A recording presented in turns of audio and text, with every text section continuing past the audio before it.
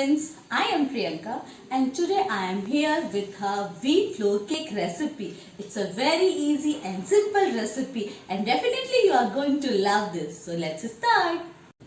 So for that we need a small amount of dry fruits, 1 cup jaggery, 1 cup fresh curd, a small tablespoon of baking soda and baking powder, 4 big tablespoon of oil and 1 cup of multi-grain wheat flour.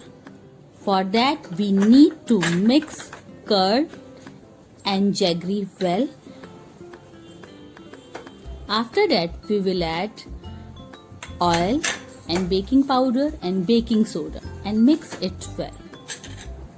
After mixing all those things, slowly we have to add wheat flour.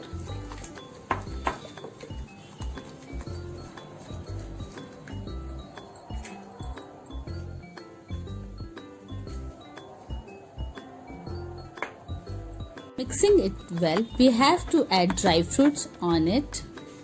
And now our batter is ready to bake. So my dear friends, yummy tasty wheat flour cake is ready and really it's a very yummy and delicious cake. You should try this.